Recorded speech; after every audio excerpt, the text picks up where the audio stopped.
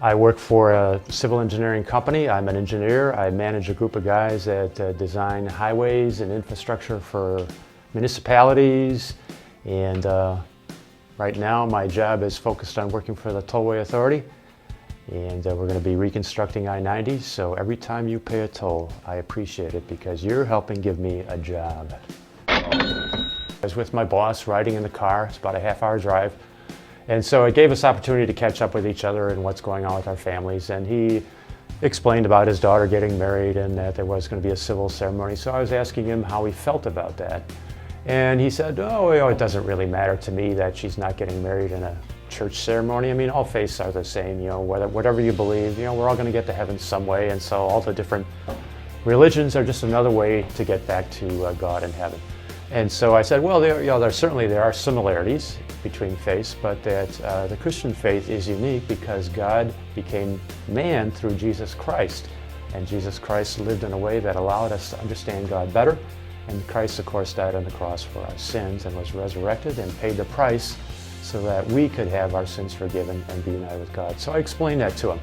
And I can't say that I got much of a reaction from him, but it did give me an opportunity to share my faith. And I can think of another instance where, again, I was in the car driving to a meeting, and I was with a younger staff person this time, and we were talking about growing up, and she explained that she's from a Catholic background, and she asked me what my background was. So it gave me the opportunity to actually share my testimony with her, and she seemed to be very interested to understand what I believed and why. And I found that she was very open to listening to me.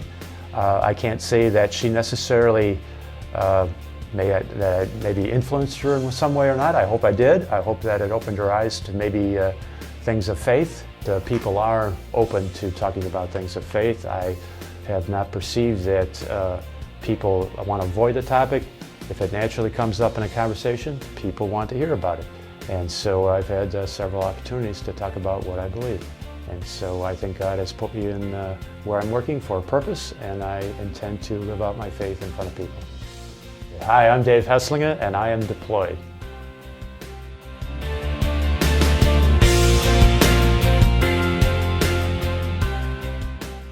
Hi, I'm John Carl, and I live in Glendale Heights, attend First Baptist Church of Wheaton. I work at a company in St. Charles called Itasca Plastics. We make wall protection devices that keep your walls from getting all banged up and so forth. But I haven't always done that.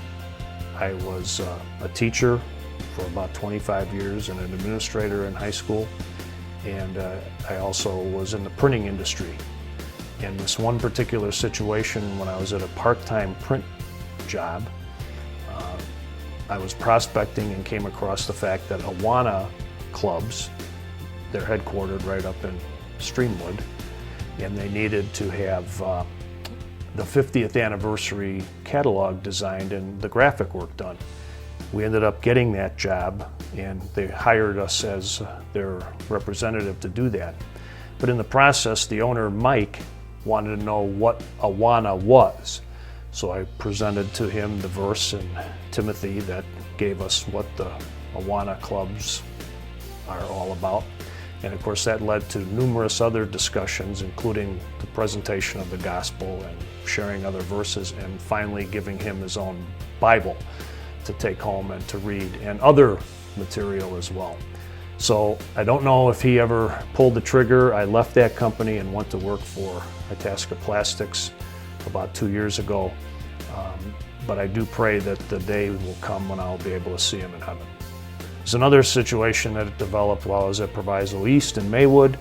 I was given a bunch of Bibles by one of the organizations that prints them for having participated in a seminar of some sort.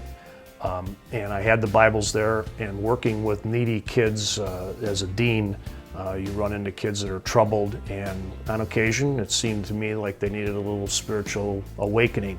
So I would put the Bible on the desk and say, if you need it, take it, and they always did.